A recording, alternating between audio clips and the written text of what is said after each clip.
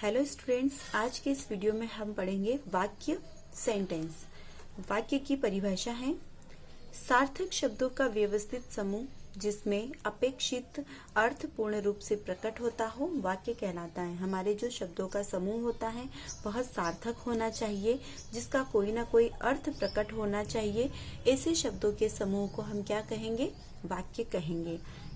दूसरी परिभाषा, पूर्ण विचार प्रकट करने वाले व्यवस्थित पद समूहों को वाक्य कहेंगे। पूर्ण विचार, जो हमारे विचार होते हैं उनको पूर्ण तरीके से प्रकट करने वाले पद समूह मीन्स शब्दों के समूह को हम क्या कहेंगे?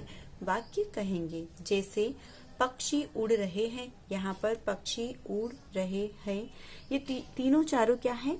शब्द हैं। इन शब्दों का एक व्यवस्थित समूह बना लिया गया है जिसे हम वाक्य कहते हैं, और हमारा इस वाक्य से अर्थ भी प्रकट हो रहा है। पक्षी क्या कर रहे हैं? उड़ रहे हैं। दूसरा है राम क्रिकेट खेलता है। राम क्रिकेट खेलता है, इसमें अलग अलग शब्द समूहों से जोड़कर हम क्या बना रहे हैं? वाक्य बना रहे हैं कि राम क्या करता है? क्रिकेट खेलता है। वाक्य के अंग,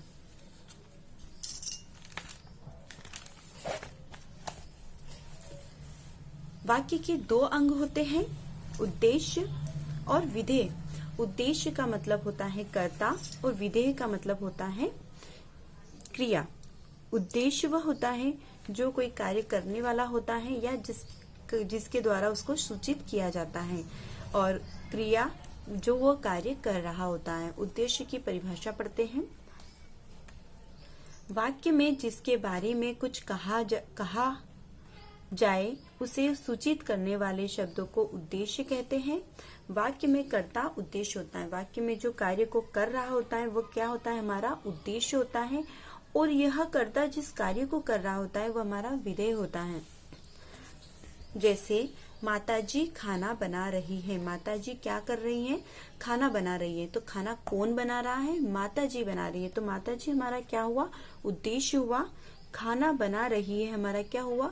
विधेय हुआ, क्रिया हुई। भाई साहब अमेरिका जा रहे हैं। भाई साहब अमेरिका जा रहे हैं। अमेरिका कौन जा रहा है? भाई साहब जा रहे हैं। तो भाई साहब हमारा क्या हुआ? उद्देश्य हुआ।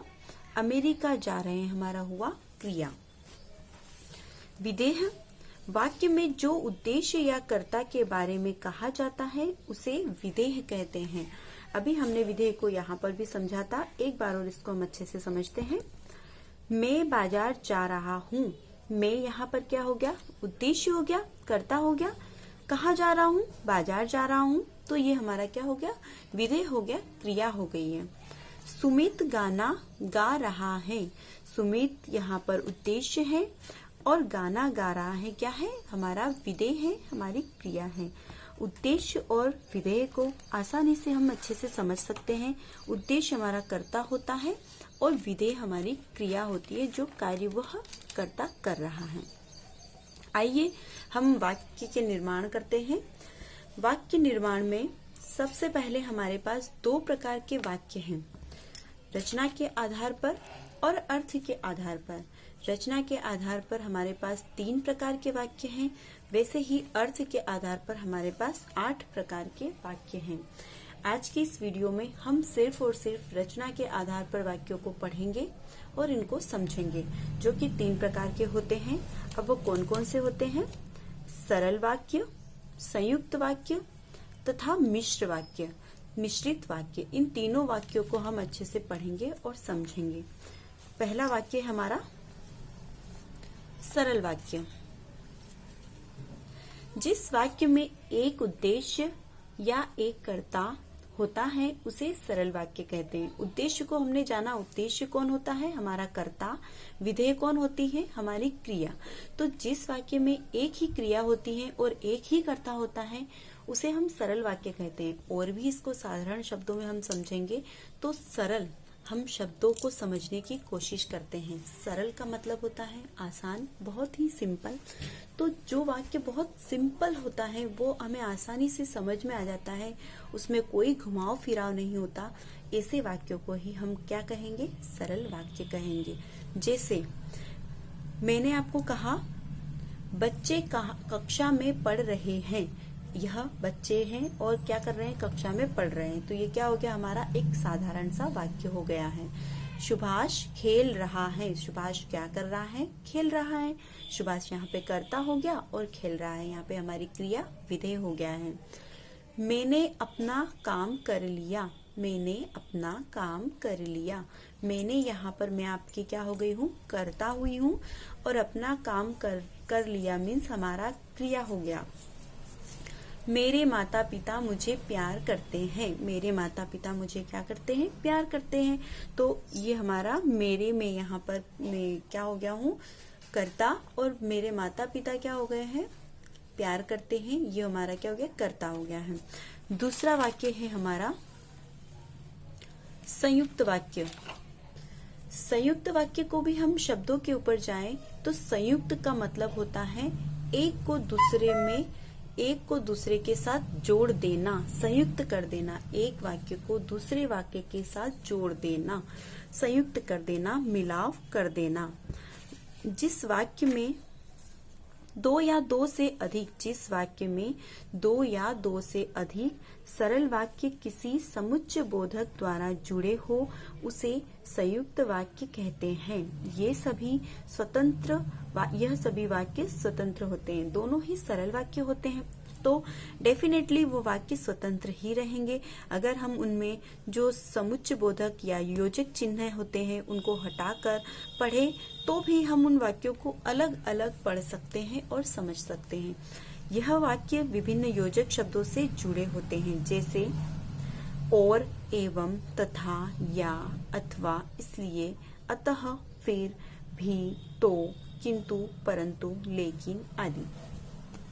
यह हमारा योजक चिन्ह होता है और इस योजक चिन्ह की जगह हम इन सारे शब्दों का प्रयोग करते हैं। या तो हम इस योजक चिन्ह का प्रयोग करते हैं या फिर हम इन सारे शब्दों को प्रयोग में लाते हैं और ये सारे योजक शब्द कहलाते हैं। इन शब्दों को हम दो सरल वाक्यों को जोड़ने में प्रयोग करेंगे।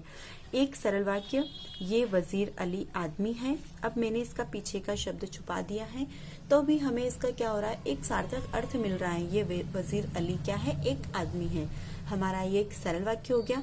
अब मैंने यहाँ पर या क्या लिया, एक योजक शब्द ले लिया या, और इसके साथ एक और शब्द की जगह में वाक्य भी जोड़ सकती थी, तो भूत। अब मैंने क्या कर दिया, इसको इन दोनों को जोड़ने के लिए एक शब्द का प्रयोग कर लिया है जो है या।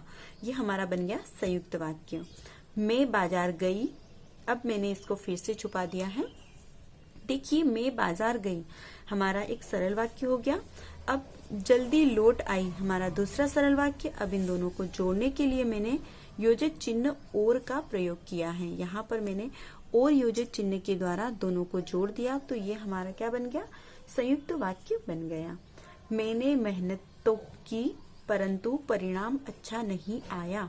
यहाँ पर मैंने मेहनत तो की हमारा एक सरल वाक्य हो गया, परंतु परिणाम अच्छा नहीं आया दूसरा सरल वाक्य हो गया। और इन दोनों, परिणाम अच्छा नहीं आया, इन दोनों वाक्यों को जोड़ने के लिए मैंने यहाँ पर परंतु योजक शब्द लिया है। राम विद्यालय गया, अब राम विद्यालय गया सरल वाक्य समझ में आ गया।